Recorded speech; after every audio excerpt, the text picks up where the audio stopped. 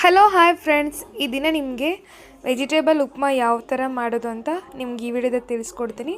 ಮೊದಲಿಗೆ ಒಂದು ಫ್ಯಾನಲ್ಲಿ ರವೆ ಚೆನ್ನಾಗಿ ಬೇಯಿಸ್ಕೋಬೇಕು. ಸ್ವಲ್ಪ ಆಯಿಲ್ ಹಾಕ್ಕೊಂಡು ನೋಡಿ, ಚೆನ್ನಾಗಿ ಬೇಯಿಸ್ಕೊಂಡು ಸಪ್ರೇಟಾಗಿ ಪಕ್ಕದಲ್ಲಿ ಇಟ್ಕೊಂಡು ನಾವು ಸಾಸಿವೆ, ಸ್ವಲ್ಪ ಜೀರಿಗೆ, ಕಡಲೆಬೇಳೆ, ಆನಿಯನ್, ಮೆಣಸಿನ್ಕಾಯಿ ಹಾಕ್ಕೊಂಡು ಚೆನ್ನಾಗಿ ಫ್ರೈ ಮಾಡಬೇಕು.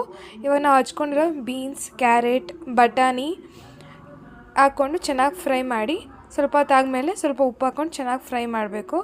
ಅದಾದಮೇಲೆ ಸ್ವಲ್ಪ ಅರಿಶಿನ ಹಾಕ್ಕೊಂಡು ಫ್ರೈ ಮಾಡಿ ಸ್ವಲ್ಪ ಮುಚ್ಚಿಟ್ಕೊಳ್ಬೇಕು ಒಂದು 5 ನಿಮಿಷ. ನೋಡಿ ಗಾಯ್ಸ್, ಚೆನ್ನಾಗಿ ಫ್ರೈ ಆಗಿದೆ. ಇವಾಗ ನಾವು ಅದರೊಳಗಡೆ ಸ್ವಲ್ಪ ಹಚ್ಕೊಂಡು ಒಂದು ಟೊಮೊಟೊ ಹಚ್ಚಿಕೊಂಡು ಅದ್ರಲ್ಲಿ ಹಾಕ್ಕೊಂಡು ಚೆನ್ನಾಗಿ ಫ್ರೈ ಮಾಡಬೇಕು. ನಾವು ಸಪ್ರೇಟಾಗಿ ಎಷ್ಟು ಬೇಕೋ ಉಪ್ಮಾಗೆ ಅಷ್ಟು ನೀರು ಸಪ್ರೇಟಾಗಿ ಕಾಯಿಸ್ಕೊಂಡ್ರೆ ಬೇಗ ಉಪ್ಮಾ ಆಗುತ್ತೆ. ಅದಕ್ಕೆ ನಾನು ಕಾಯಿಸ್ಕೊಂಡು ನೋಡಿ ಈ ಥರ ಹಾಕ್ಕೊಂಡು ರವೆ ಹಾಕ್ಕೊಂಡ್ರೆ ಒಂದು 5 ನಿಮಿಷ ಇದ್ದರೆ ಟೇಸ್ಟಿಯಾಗಿರೋ ಉಪ್ಮಾ ರೆಡಿಯಾಗಿದೆ. ನೀವು ಈ ಥರ ಮಾಡಿ ಯಾವ ಥರ